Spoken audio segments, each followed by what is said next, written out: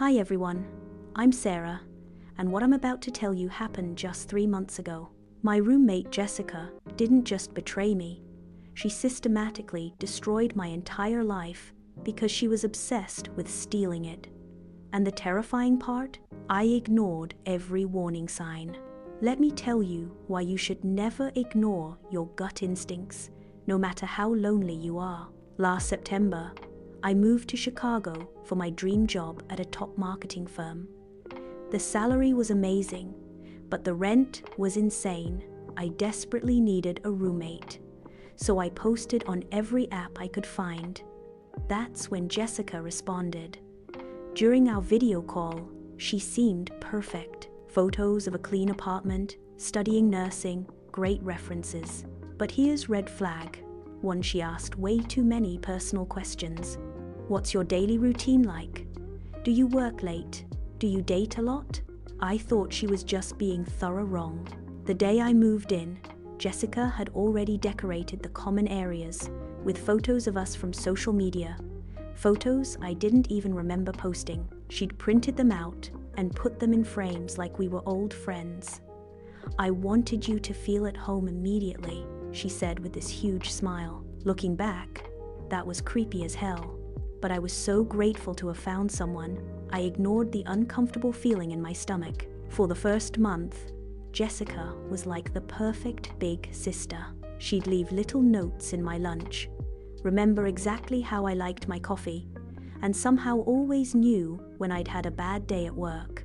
She'd have my favorite takeout ready and a movie picked out. It felt like having a psychic best friend. Red flag, 2, she knew things about my life that I never told her. She'd mention my college roommate's name in casual conversation, or ask about my mom's book club meetings. When I asked how she knew, she'd just laugh it off. You told me, silly. You must have forgotten. But I never forgot things like that. Never. Red flag 3 was the over-the-top care that felt too perfect. Every preference matched. Every comfort anticipated. It was like she was studying me, learning my patterns, becoming the exact friend I needed. Then in October, everything changed when I met Michael at a coffee shop downtown. He was this gorgeous software engineer, tall, funny, successful. Our first date lasted 6 hours because we just couldn't stop talking. For the first time in years, I felt genuinely excited about someone. The moment I told Jessica about Michael, her entire face changed. The warm smile disappeared for just a split second before she forced it back. That's wonderful, Sarah. Tell me everything about him. I told her everything. Within days, Jessica became my relationship advisor. She'd analyze every text Michael sent me, pointing out hidden meanings I never would have noticed. See how he said, "sounds good," instead of "sounds great"? He's being distant, Sarah. That's not how someone talks when they're really interested. Red flag 4. She planted seeds of doubt in every conversation. Are you sure you should text him first again? You don't want to seem desperate. Or maybe wait longer to sleep with him. Guys like him probably get whatever they want too easily. I started changing my behavior based on her advice. I second-guessed every natural instinct I had with Michael because Jessica made me believe I didn't understand men. By November, Michael started acting exactly how Jessica predicted. He became distant, took longer to respond to texts, seemed distracted on our dates. I was devastated and confused. Jessica was there with tissues and wine, saying, "I hate being right about these things, but guys like that always show their true colors eventually." She convinced me that my instincts about people were terrible, that I needed her guidance to navigate relationships, that without her, I'd just keep getting hurt. Can you see how manipulative that was? December was when everything exploded. I came home early from work with a migraine and heard voices from Jessica's room. A man's voice that sounded eerily familiar. My heart dropped into my stomach. I crept closer and saw them through the cracked door. Michael, in my roommate's bed, the two people I trusted most in the world, betraying me in my own home. But here's where the story gets truly twisted. Instead of confronting them immediately, I ran to my room and just sat there in shock. That's when I noticed Jessica's laptop was open on our kitchen counter, and I could see my own text messages displayed on the screen. She had been monitoring everything. Every private conversation I'd ever had, every email, every social media interaction. Jessica had access to my entire digital life. I started digging through her browser history, and what I found made me physically sick. She had detailed files on me, screenshots of my conversations going back months, my work schedule, even photos of me that I never knew were taken. The forensic report later showed my router admin credentials had been changed, and my device backups were synced to an unknown drive. But the worst part? She had been catfishing Michael.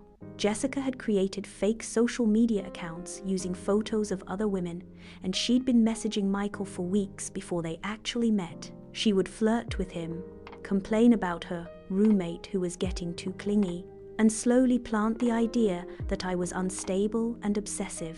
She actively groomed my boyfriend to cheat on me with her.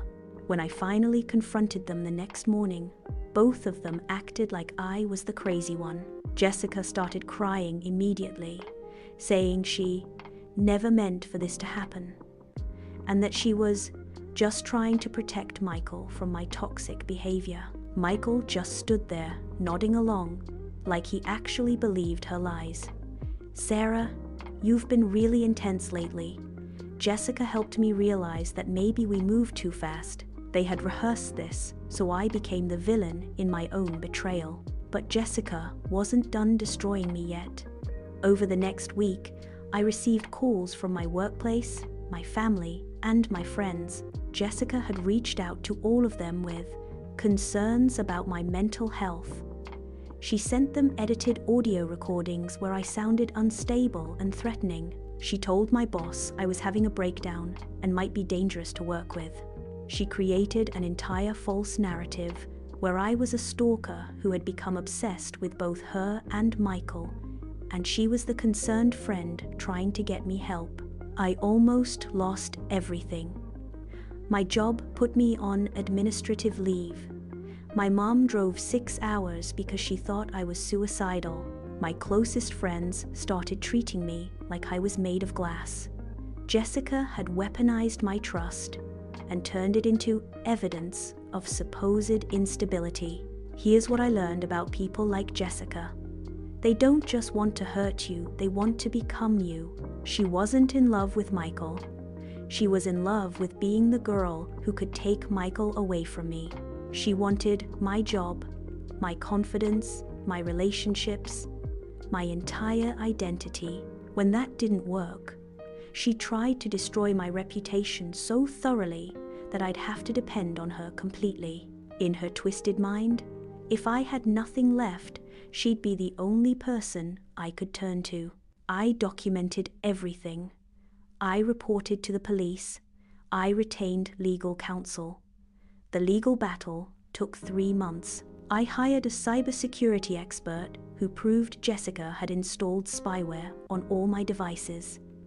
The fake accounts she'd used to manipulate Michael were traced back to her. The evidence was overwhelming.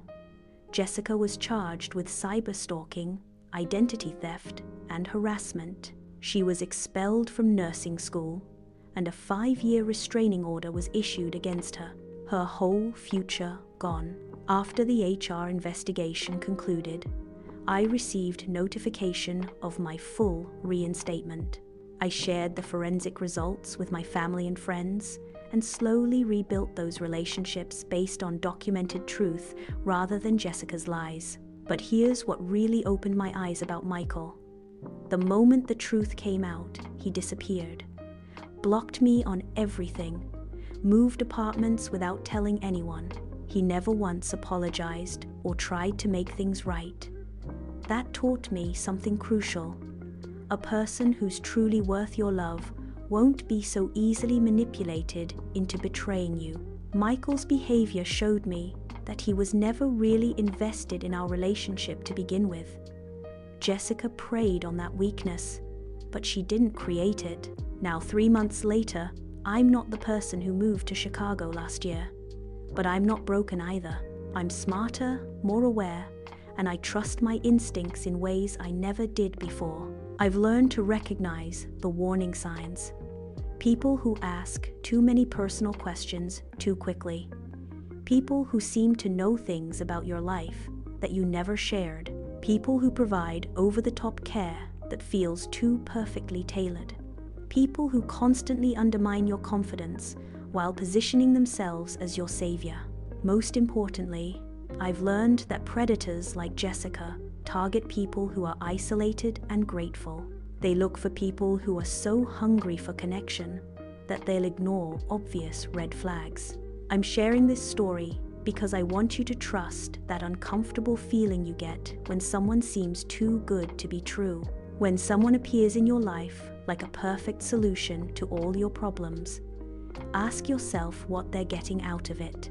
Jessica taught me that sometimes the people who seem most invested in your happiness are actually the most threatened by it. But here's the silver lining: surviving someone like Jessica taught me that I'm stronger than I ever imagined.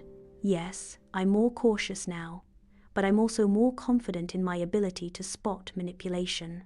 I don't ignore my gut instincts anymore, no matter how much I want to believe someone. I'm dating again, slowly. I have new friends who've proven their trustworthiness over time. And I live alone, which I've discovered I actually love. I'm not hiding from connection, I'm just choosing it more carefully. The hardest part of recovery wasn't learning to trust others again. It was learning to trust myself. Jessica made me doubt my own perceptions so completely that I forgot I actually have pretty good instincts about people. If you're in a situation where someone is constantly telling you that your feelings are wrong, that your instincts can't be trusted, that you need them to interpret reality for you, run. That's not love or friendship. That's control. So, here's my question for all of you. Have you ever ignored warning signs about someone because you wanted so badly for them to be trustworthy? Have you ever let someone convince you that your instincts were wrong? I want to hear your stories in the comments, not because I want to relive trauma, but because I think we can learn from each other's experiences. We can help each other recognize these patterns before they destroy our lives. Remember, the right people for your life will never make you doubt your own sanity. They'll never isolate you from your support system or convince you that you can't trust your own judgment. And if someone seems too perfect, too helpful, too interested in every detail of your life, pay attention to why. Sometimes the people who seem most devoted to your happiness are actually the most threatened by it. Stay smart, stay safe, and always trust your gut. It's trying to protect you.